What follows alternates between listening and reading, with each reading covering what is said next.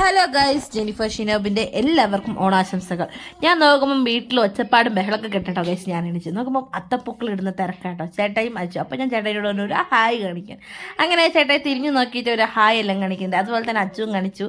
പിന്നെ തേജുവിനെ കണ്ടോ, അപ്പോൾ ആദ്യം ഉറക്കത്തിനാണ് തേജു. കാരണം ഈ ഒച്ചപ്പാടും ബഹളമൊക്കെ കേട്ട് അമ്മേൻ്റെ പാത്രത്തിൻ്റെ ഒച്ചയൊക്കെ കേട്ടോ ഗൈസ് ഞാൻ ഇന്ന് എണീച്ച്.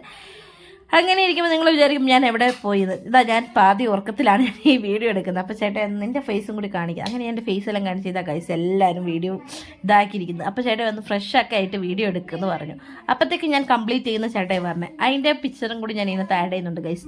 നല്ല അടിപൊളിയായിട്ട് ചേട്ടൻ എല്ലാം സെറ്റാക്കി വെച്ചിട്ടുണ്ടായിരുന്നു ഗൈസ്. അങ്ങനെ ഞാൻ ഫ്രഷ് ആവാൻ വേണ്ടി പോകാൻ വേണ്ടി റെഡി ആവുകയാണ് ഗൈസ്. മേക്ക് ഓവറൊന്നും ഞാൻ കാണിച്ചിരുന്നില്ല, കാരണം എനിക്ക് അതിനുള്ള ടൈം ഇല്ലായിരുന്നു. ഞാൻ അതിനുള്ള വീഡിയോ ഒന്നും എടുത്തിട്ടില്ല. പിന്നെ സമയം അമ്പലത്തിൽ പോകാനുള്ള സമയം പോയത് കൊണ്ട് ഞാൻ അതിനുള്ള മുതിർന്നില്ല. ഇതാ ഗൈസ് ഞങ്ങളുടെ അത്തപ്പൂക്കൾ. എങ്ങനെയുണ്ട്? ഇഷ്ടപ്പെടുന്നവർ ലൈക്ക് ഇടുക കേട്ടോ, മറക്കരുതേ. അങ്ങനെ ഞാൻ ഒരുങ്ങി നിന്ന് ഞാനും തനും സ്റ്റെപ്പിൽ നിൽക്കുമായിരുന്നു. ചേട്ടായിനൊക്കെ വെയിറ്റ് ചെയ്ത് കേട്ടോ. എല്ലാവരും പറഞ്ഞു എൻ്റെ ഒരുക്കാണ് കൂടുതൽ എന്ന് എപ്പോഴും എന്നെ വീട്ടിൽ നിന്ന് പറയാറുണ്ട്. പക്ഷേ ഇപ്പോഴും ഞാൻ ഒരുങ്ങി ഇറങ്ങിയിട്ടും ചേട്ടായി ഇറങ്ങിയിട്ടില്ല കേട്ടോ ഗൈസ്. ഇതാണ് എനിക്ക് ഈ പ്രശ്നത്തെ ഓണക്കോടി ഞാൻ എടുത്തത്. ഇഷ്ടപ്പെടുന്നവർ എനിക്ക് ഇഷ്ടപ്പെട്ടു കേട്ടോ, കാരണം എൻ്റെ ഈ ഇതിനുള്ളത്. അപ്പോൾ നോക്കുമ്പോൾ തേജോടെ മുണ്ടൊക്കെ ഉടുത്ത് നല്ല സ്റ്റൈലിൽ മേലെയാണ് നിൽക്കുന്നത് ഗൈസ്.